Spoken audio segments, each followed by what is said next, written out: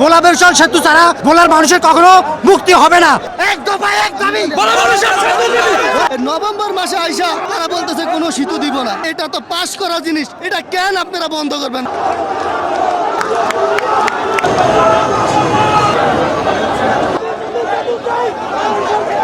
প্রথম দাবি হচ্ছে ভোলা বরিশাল সেতু, দ্বিতীয় হচ্ছে ঘরে ঘরে সংযোগের গ্যাস দিতে হবে, তৃতীয় দাবি হচ্ছে আমাদের মেডিকেল কলেজ থাকবে, চতুর্থ দাবি হলো আমাদের কর্মসংস্থানের দাবির উদ্যোগে আপনার গ্যাস প্রতি মিল কারখানা ও ইন্ডাস্ট্রিতে দিতে হবে এবং আমাদের মৎস্য খাতে বিনিয়োগ করতে হবে।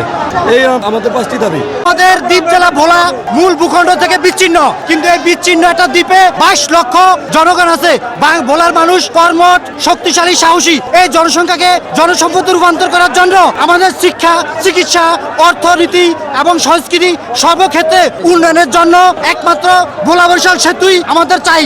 ভোলা বরিশাল সেতু ছাড়া ভোলার মানুষের কখনো মুক্তি হবে না।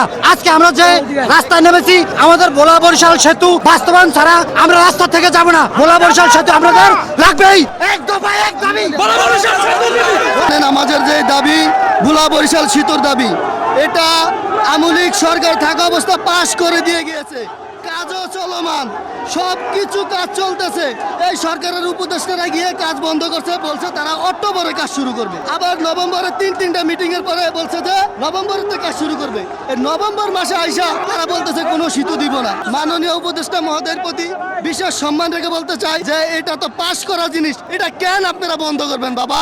এটা পাশ করা জিনিস, এটা কাজ চলতেছে, আপনারা কাজ চলমান রাখেন। আপনাদের প্রতি বিশেষ শ্রদ্ধা ও সম্মান রেখে বলতে চাই মাননীয় উপদেষ্টা মহোদয়, আমার মা আমার সামনে মরে, আমার বাবা আমার সামনে মরে, লঞ্চ ছেড়ে দেয়, আমরা নিতে পারি না। আমার মা মারা যাচ্ছে, আমার বাবা মারা যাচ্ছে, আমরা ভোলাবাসী সব দিক দিয়ে ভুক্তভোগী।